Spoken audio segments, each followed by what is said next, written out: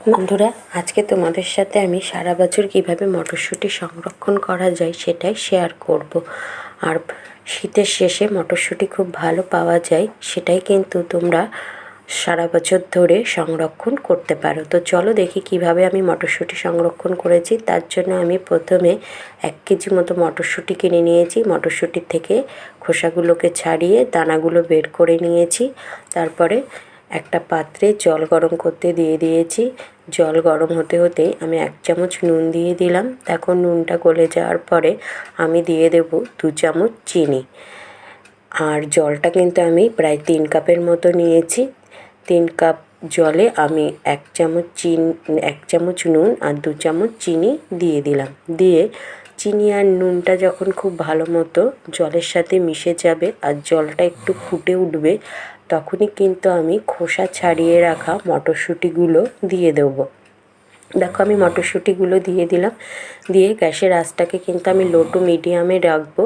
এবার কিন্তু মটরশুঁটিগুলোকে জলের সাথে খুব ভালো মতো মিশিয়ে দেওয়ার পরে কয়েক সেকেন্ড অপেক্ষা করলেই দেখবে মটরশুঁটিগুলো কিন্তু জল থেকে উপরে উঠে এসেছে, মানে জলের উপরে ভাসতে শুরু করে দিয়েছে। দেখো মটরশুঁটিগুলো কিন্তু ভাসতে শুরু করে দিয়েছে। এই অবস্থাতেই কিন্তু আমাদের গ্যাসটা বন্ধ করে দিতে হবে। বেশি কিন্তু সেদ্ধ করা যাবে না, তাহলে কিন্তু মটরশুঁটি নরম হয়ে যাবে আর মটরশুঁটি কিন্তু বেশি দিন সংরক্ষণও করা যাবে না, নষ্ট হয়ে যাবে। দেখো মটরশুঁটিগুলো কিন্তু আস্তে আস্তে জলের উপরে উঠে এসেছে। আমি একটু ভালো মতো মিশিয়ে দিলাম, দেখলাম যে ঠিক মতো মটরশুঁটিগুলো সেদ্ধ হয়েছে কিনা। দেখো সমস্ত মটরশুঁটি কিন্তু আমার জলের উপরে উঠে এসেছে। এই অবস্থাতেই আমাদের গ্যাসটা বন্ধ করে দিতে হবে। আর এইভাবে কিন্তু আমরা মটরশুঁটি সারা বছর সংরক্ষণ করে নিতে পারি। খুব অল্প সময় কিন্তু লাগে। আর মটরশুঁটি এইভাবে সারা বছর সংরক্ষণ করে বছরের যে কোনো সময় কিন্তু আমরা খেতে পারি মটরশুঁটি। দেখো সমস্ত কিছু উপরে উঠে এসেছে। এবার আমি গ্যাসটা বন্ধ করে দিয়ে মটরশুঁটিগুলোকে একটা ঝুড়ির মধ্যে জল ঝরিয়ে নিচ্ছি। সাথে সাথে আমি ঠান্ডা জলও দিয়ে দেবো। তার জন্য আমি কলটা ছেড়ে দিয়েছি। কলে এই সময় ঠান্ডা জল থাকে।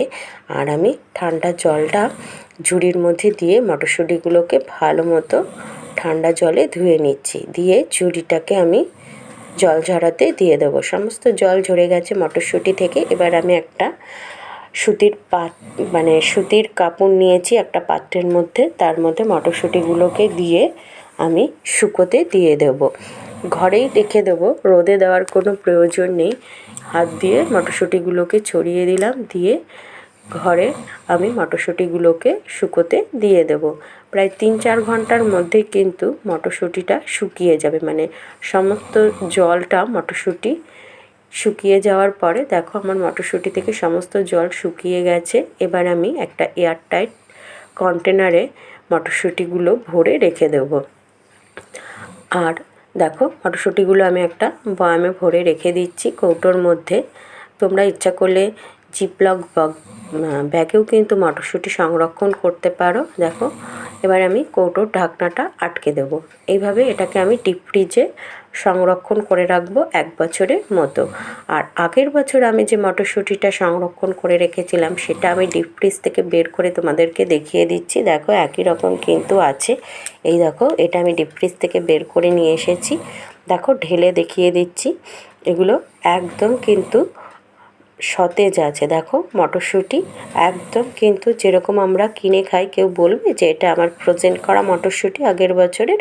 দেখো এটা আমি ফ্রিজে আগের বছর সংরক্ষণ করে রেখেছিলাম। এই মটরশুঁটি আর এই মটরশুঁটিগুলোকে দেখো, দেখলেই তোমরা বুঝতে পারবে যে মটরশুঁটি সংরক্ষণ করে এগুলো ফ্রিজে দিলে 1 বছর ধরে থাকলে ফ্রিজের মধ্যে যে একটা বরফ থাকে তাতেই এরকম শক্ত শক্ত কিন্তু হয়ে যায়। দেখো এভাবে আমি সারা বছর মটরশুঁটি সংরক্ষণ করে